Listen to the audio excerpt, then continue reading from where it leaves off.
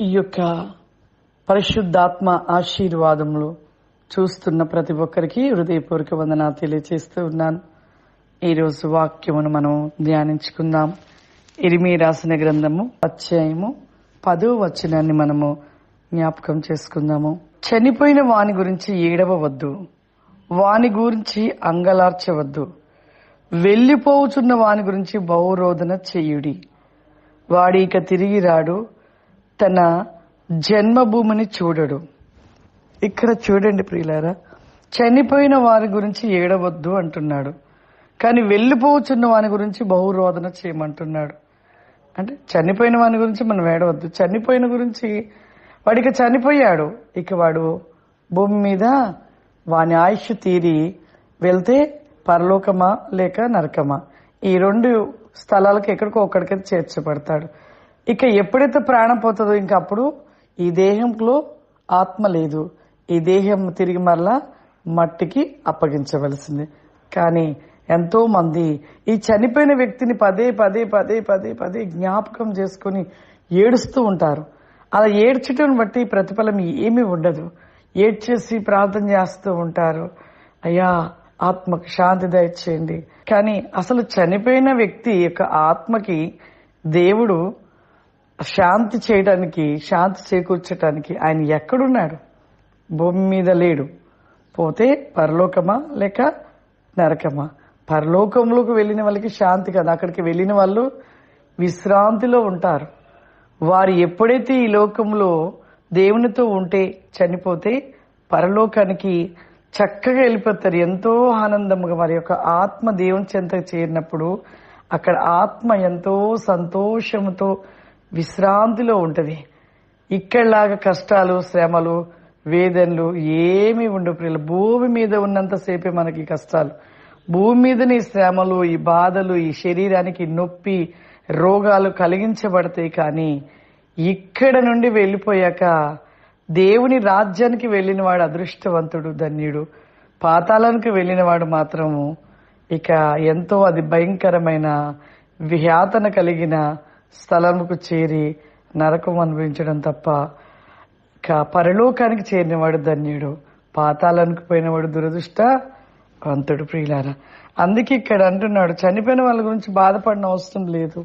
ఒకవేళ ఆ వ్యక్తి భూమి మీద ఉండగా దేవునితో ఉండి దేవునిలో ఉండి వెళ్ళినవాడు పరలోకం చేరుతాడు.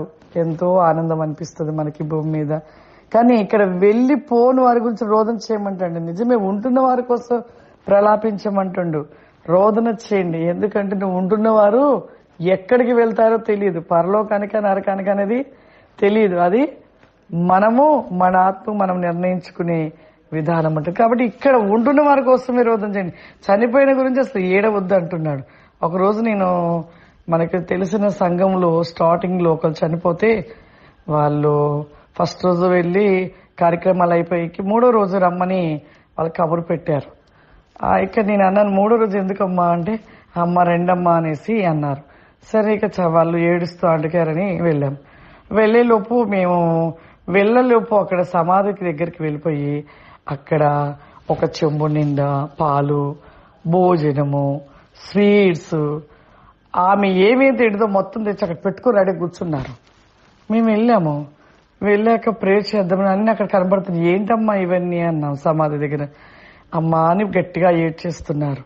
ఏడుస్తూ ఆమె భూమి మీద ఉండగానే ఉదయం లేవగానే పాలు తాగేదమ్మా ఫస్ట్, తర్వాత ఈ టిఫిన్ తినేదమ్మా, తర్వాతకి ఈ కూరలు అంటే ఇష్టమమ్మా, అన్ని ఇప్పుడు తింటుందని తీసుకొచ్చాము అన్నారు.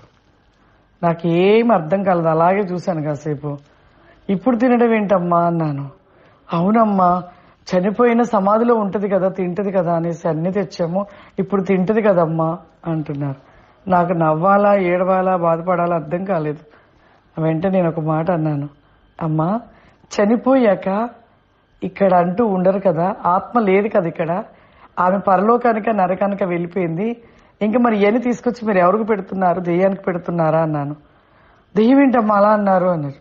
అవునమ్మా, దేహం మట్టి దేహము మాత్రమే ఉంది, ఈ మట్టి దేహము ఈ మట్టిలో పడి కుళ్ళిపోతుంది, ఈ కుళ్ళిపోయే దేహానికి నువ్వు తీసుకొచ్చి ఇవన్నీ పెట్టడము అది తప్పు కదా, దేహం తింటదా అనేసి అన్నాను.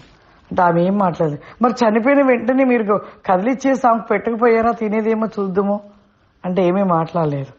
అప్పుడు నేను అన్నాను, అమ్మా దేవుడి జ్ఞానాన్ని కలిగి మీరు నడుచుకోనండి, ఇది ఎవరూ కూడా తినరు. ఆమె చనిపోయింది, ఆమె ఆత్మ పరలోకానిక నరకానిక వెళ్ళిపోయింది. ఇక్కడ ఆమె లేదు. ఆమె గురించి మీరు ఏడవద్దు, ఆమె గురించి ఎటువంటివి చేయకూడదు. కేవలము మీరు ఆమె పరలోక రాజ్యానికి చేర్చబడినది మీలో విశ్వాసం. మీరు ఆమె ఉండే విధానం, ఆమె ఉన్న క్రియలను బట్టి ఆమె పరలోకం చేరుంటే మీరు కూడా రేపటి రోజున ఆ విధముగా దేవునితో ఉండి దేవుని రాజ్యం చేరాలనేసి ప్రార్థన చేసుకోండి. అంతవరకే కానీ ఇటువంటి చేయకూడదు అని చెప్పినప్పుడు చాలాసేపు కూర్చోపెట్టి ఓదార్చి దేవుడి మాటలు చెప్పినప్పుడు వాటిని విడిచిపెట్టారు.